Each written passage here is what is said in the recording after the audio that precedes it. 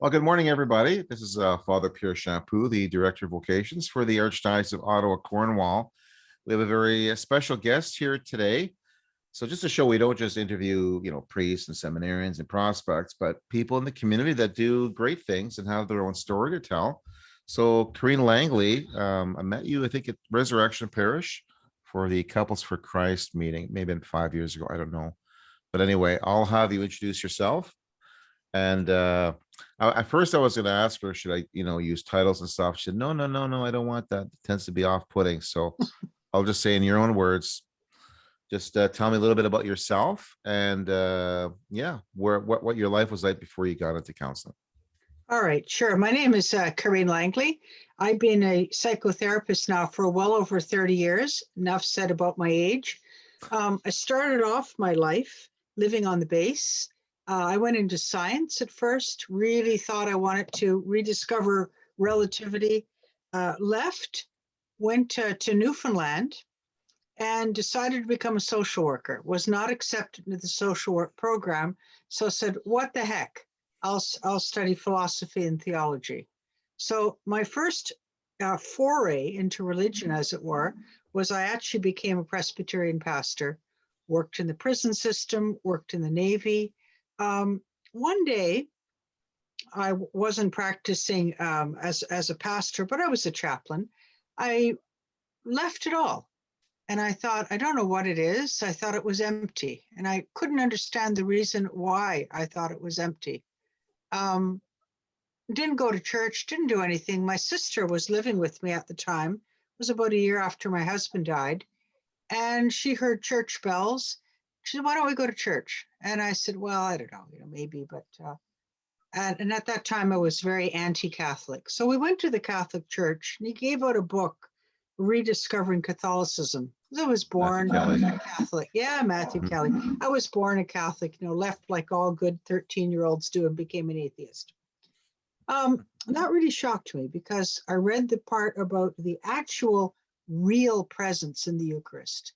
And I realized that for most of my life, way over 40 years, despite studying all kinds of theology, I was wrong. Just plain and simple, just wrong. So I came back to the faith. That was about 4 years ago. Since then, I had tons of catching up to do. Namely, I knew nothing about the Virgin Mary, nothing about a lot of things. So here I am today. A lot of Catholics don't know much about the Virgin Mary either. So you might be ahead of the game there. Okay, very good. So that's a bit of your background. When you mentioned base, for those who are listening and watching, they might not know what you're referring to. Your dad was in the military. My dad was in the military. Yeah, so we grew up on a military base. Fabulous. We grew up on the same base. At least exactly. We were actually neighbors. Yes, we never knew each other. We lived in the. By the way, we lived in the same street on Carson Road. That's Castor in the CFP Rockcliffe. Yeah. Anyway, okay, well that was great. Great to know a little bit of background. So now you're working, you're counseling people one-on-one. You have your own private practice. Yeah, I have two. I've got a private practice, and I also work for a clinic. It's called Crocus Care, where we deal with refugees. And in dealing with refugees, this is where my real transformation kicked in. You see, prior to that, I'd worked for companies and they said, oh, you can't show anything religious. You might offend somebody. My goodness, if you have anything on the wall, but this place is different. Mm-hmm. They allow me to have my crucifix up there, my statue of the Virgin Mary. And it dawned on me that most of my clients are Christian, but they're all traumatized. They've witnessed absolutely horrific things in their lives, unimaginable things. They can't sleep. They're restless, they're anxious, they're always thinking someone's going to attack them. I have no idea where this insight came from, probably in prayer, but I decided that what would really help them is the rosary. Now, remember, I was a Protestant, and for me, rosary was total superstition that only little old ladies do when they go to church to try and impress people. I had no use.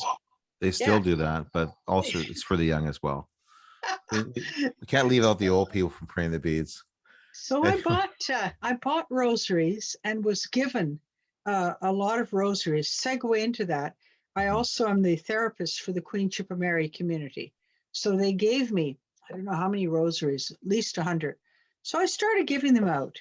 And my thinking was, that this is going to help their anxiety, because as a psychologist, one of the things for anxiety is grounding yourself. Well, the rosary, you're touching something, you're having a bead, you're grounding Mhm, yourself, you're not out in space. Secondly, it's repetitive. mhm. And one of the things that psychologists sometimes do is say, just repeat a mantra. And that's useless, who needs that? Let's talk about something real. And so I gave out rosaries to my clients and said, look, before you go to bed, pray this. So two things happened. One, they were able to go to sleep. Now, why? Why? Because they felt safe. See, when you've been traumatized and when you've witnessed horrific things, you need to feel safe. So I said, look, when you're praying the rosary, you're talking to your father and your mother, just like you do when you have a little kid. You say, Daddy and Mommy are here. Everything is okay. My goodness, it works for them. Beautiful. Yeah. Even when they have post-traumatic stress flashbacks, okay, where this is where a memory comes back and you're living it, you're right there, it is there, and they're terrified. I mean, multiple rapes, I won't even go into it, you name it. Mhm. Take out your rosary, and by Jove, it calms them. Interesting. Well, Th- Karine, if I can say this too, like my parents have been dead for many, many years now, over 15 years.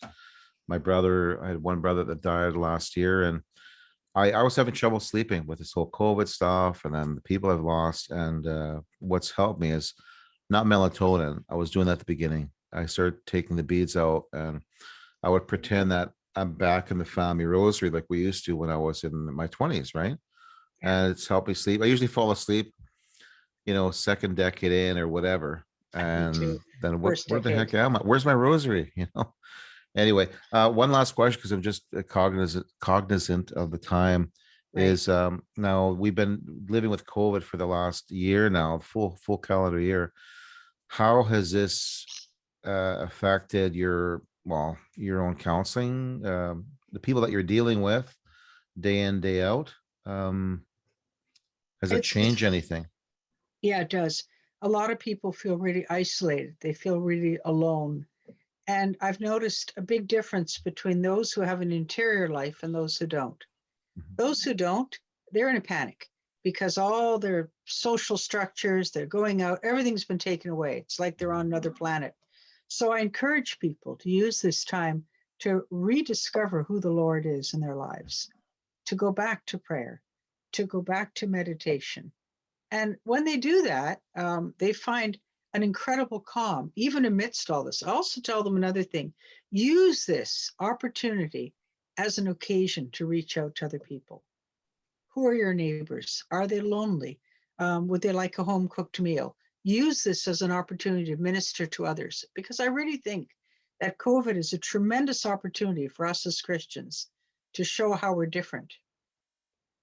That's very good. Yeah.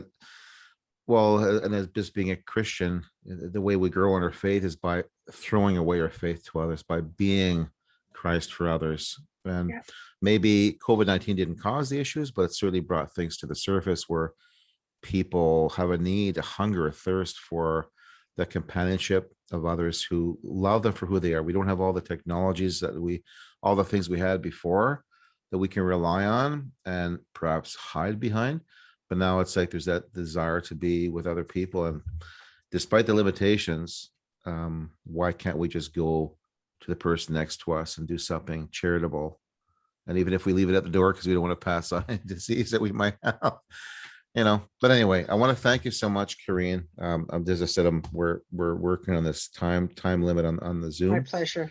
but it's been fantastic talking to you. And now, if people need to reach you for anything, Yeah, maybe you could. I'll give you my webpage.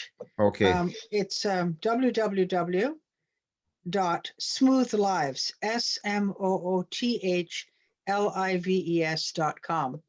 And in there, you'll see the kind of stuff I do and really who I am. Front and center, it says I'm a practicing Roman Catholic. So there you go. no, I'm not exactly a skinny priest, and I've always loved good old nutty smoothies over at the shop there that makes smoothies. So anyway, it's great to know that you can help to bring a smooth ending to people who have rough edges. To take care, Karina. God bless you. God bless you too. Thank you so much. Okay. Take care.